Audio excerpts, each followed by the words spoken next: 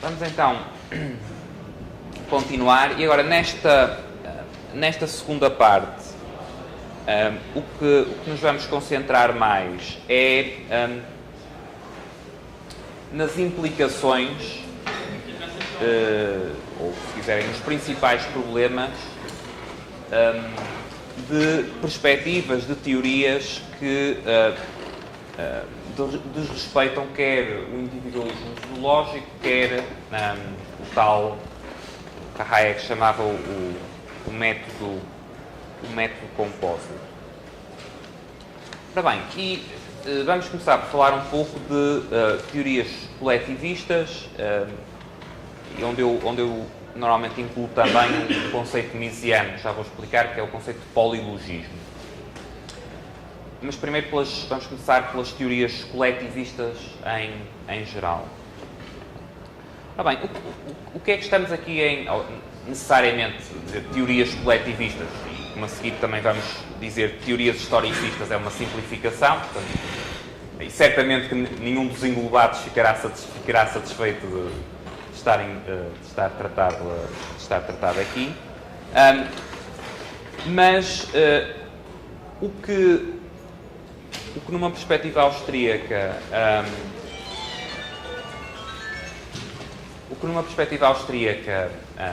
é criticado como teoria coletivista são teorias que tratam os agregados, na linha do que falei na primeira parte da sessão de hoje, tratam os agregados como se de facto eles fossem os agentes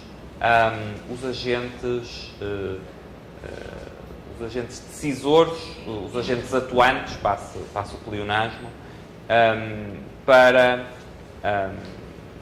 a compreensão dos fenómenos sociais. Eu dei na primeira parte vários exemplos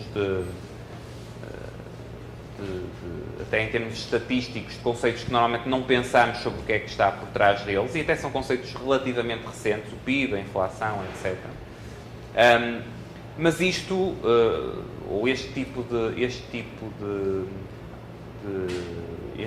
de erro, na perspectiva austríaca, não se coloca só em termos destes conceitos estatísticos, coloca-se também num vasto conjunto de explicações sociológicas que atribuem ou que explicam a ação individual como determinada por um determinado coletivo ou pela sociedade como um todo. Quando eu digo este indivíduo agiu assim porque a sociedade assim o determinou, ou porque o seu meio assim o determinou, ou uma explicação deste género, isso será também um aspecto de uma falácia coletivista. E porquê que isto é um erro na perspectiva austríaca? Porque o que nós temos na realidade não são agregados, portanto, isto que numa perspectiva coletivista se chama agregados, não são realmente agregados, são padrões que observamos. Certo? São construções intelectuais nossas para compreender a realidade. O que é que isto quer dizer? Quer dizer que quando eu falo, ou quando falamos de sociedade,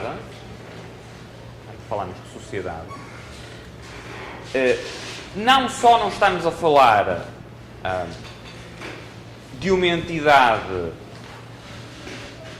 concreta, identificável, como, dependendo daquilo a que nos estivermos a referir, estamos a falar de coisas diferentes e até, se calhar, opostas. Okay? Portanto, o eu ter teorias que se baseiam na ação destes agregados é uma forma errónea de eu analisar a realidade. Okay? E o que é que temos? Estes padrões, a que depois, erroneamente, depois são tratados como entidades autónomas, de onde é que eles vêm? Em ciências sociais, estes padrões são construídos no próprio processo de operação das ciências sociais. Portanto, o que nós chamamos a comunidade, ou a sociedade, ou o país, que seja, isso não é algo que exista independentemente do que o analista, do que se quiserem, o cientista social, do próprio processo de análise dele. E, portanto, esquecer ou passar por cima do indivíduo passando por cima do indivíduo, passar a ter explicações baseadas nos tais agregados, é algo que perde o elemento fundamental que nós precisamos para compreender a realidade. Okay? Portanto, esses supostos agregados não são independentes do próprio processo de construção nas ciências sociais. Eles são um resultado desse processo. Portanto, não são um objeto independente de estudo, são também uma parte constitutiva do próprio estudo. Eu incluí aqui também um conceito que Mises dedica alguma atenção e alguma importância, que é o conceito de polilogismo. E inclui aqui no âmbito das teorias coletivistas. Porquê? Mises, como uma forma de erro coletivista, provavelmente em parte influenciado também pela sua própria experiência pessoal e histórica, nomeadamente Mises foi alguém que foi profundamente influenciado pela ascensão do nazismo, teve que fugir primeiro da Áustria, depois da própria Europa. Provavelmente bastante influenciado por este contexto, ele dedicou bastante atenção aos argumentos coletivistas que assentavam em fórmulas do género isto é verdade para o grupo X, mas não para o grupo Y. Ou seja, esta teoria aplica-se ao povo alemão, mas não se aplica aos que não são alemães. Ou esta teoria aplica-se aos arianos, mas não se aplica aos judeus. Ou esta teoria aplica-se aos brancos, mas não se aplica aos negros. E ele viu que ao longo provavelmente motivado pela sua experiência pessoal direta na Áustria e depois fora da Áustria, mas no contexto do nazismo. Mas ele viu que este tipo de argumentos, que ele viu que na prática trazia consequências absolutamente desastrosas, ele tentou perceber qual é que era a falácia intelectual de base que estava por trás desse tipo de argumentos. E ele primeiro viu que isso era mais comum ao longo da história do que parecia, ou seja, que frequentemente o coletivismo e teorias coletivistas assentam em formas de polilogismo. Por exemplo, eu dizer isto é verdade para o burguês, não é verdade para o proletário. Isto é verdade para homens, não é verdade para mulheres. Ou seja, a ideia de que, e já vão ver de onde é que vem a expressão polilogismo, a ideia de que as pessoas, que os seres humanos, por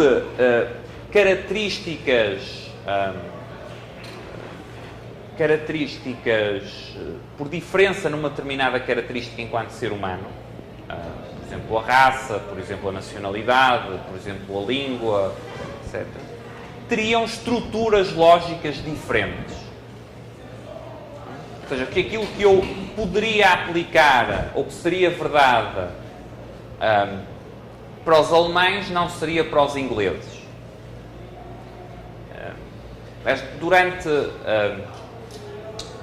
antes bastante antes da ascensão do nazismo, no século XIX, uma das principais, ou várias das principais correntes de opinião na Europa continental, o que diziam era que a economia clássica, o pensamento económico prevalecente no século XIX, que era mesmo, ou por padrões atuais, bastante orientado para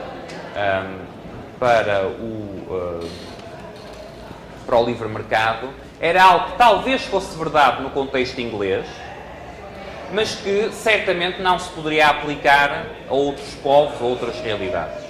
Aliás, é curioso que a forma depreciativa, e aqui dá para ver que há um elemento de polilogismo, a forma depreciativa de referência à economia clássica e ao liberalismo clássico na perspectiva da economia clássica no século XIX, a expressão usada muitas vezes era o manchesterismo. Porque o manchesterismo? Manchester. Manchester era o principal polo industrial e era dizer, no fundo, esta é a teoria daqueles senhores. Nem é dos ingleses, é dos Manchester, quer dizer, dos industriais de Manchester. Se nós queremos, no sentido que talvez seja uma teoria que serve para Manchester e para aquele contexto.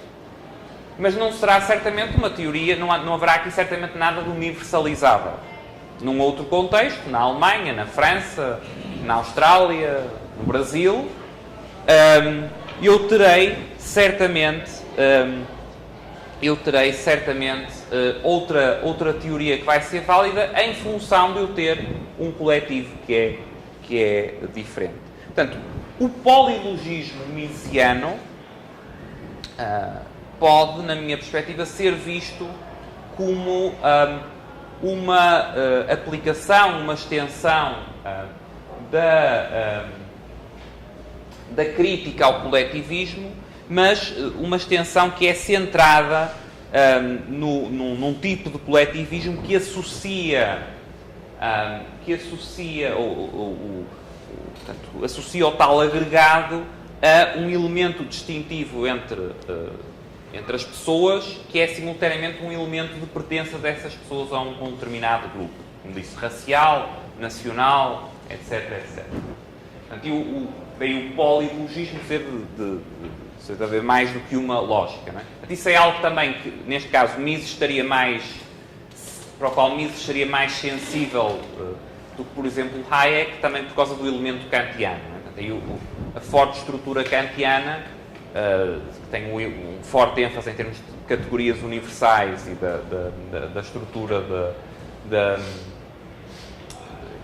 de razão humana, levaria a ter mais sensibilidade para esta forma de coletivismo, mas eu creio que o argumento geral hayekiano contra os erros coletivistas, e aí onde ele está talvez mais desenvolvido é no Counter-Revolution of Science, um livro que eu trouxe e que falei na sessão de ontem, que essa argumentação geral contra o coletivismo é algo onde encaixa bem a crítica ao polilogismo que é feita por Mises. Okay? Ora bem, o que é que paradoxalmente, quer o polilogismo, quer as teorias coletivistas em geral, implicam? O que é que implicaria a sua aceitação?